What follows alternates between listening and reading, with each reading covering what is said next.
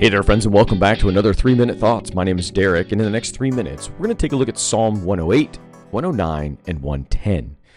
This is a trio of psalms that moves us from praise and trust to victory and hope, and then culminates in one of the most profound messianic prophecies found in the Old Testament psalmody. All right, Psalm 108, a song of confident praise and battle readiness. This psalm is actually a mashup of two earlier psalms, 57 and part of 60.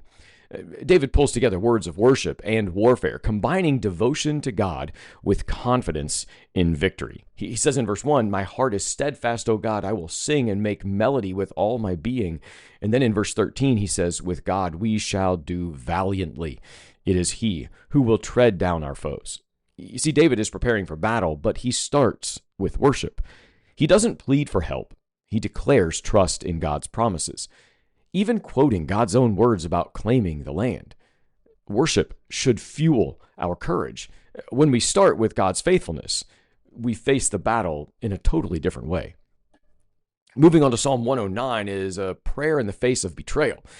This would be one of those what we call imprecatory psalms, where David calls on God for justice against wicked enemies. It's one of those judgment psalms.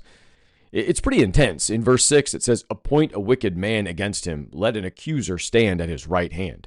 And then verse 8, "Let his days be few. May another take his office." I mean, the last verse is actually quoted in Acts 1:20, referring to Judas, the one who would betray Jesus, showing this psalm also has some messianic overtones. But despite the fierce tone, David shifts to a pretty soft prayer. "I am poor and needy. My heart is stricken within me. Help me, O Lord my God, save me according to your steadfast love." Reminders that even in the face of these judgment scenarios, David relies on the grace of God.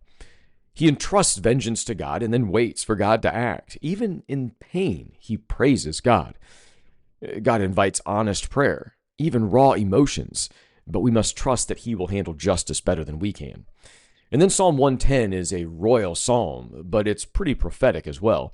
Jesus himself quotes this psalm in Matthew chapter 22, verse 44, to stump the Pharisees. The Lord says to my Lord, "Sit at my right hand until I make your enemies your footstool." It speaks of a divine king, a priest, someone greater than David, ruling with power and incredible and interceding like a priest, so king and priest together. This directly points to Jesus, who would fulfill both the kingly and priestly roles, as we'll see in Hebrews chapters 5 through 7. He conquers enemies, but also brings righteousness and peace. That's all we have for today. Be well, friends.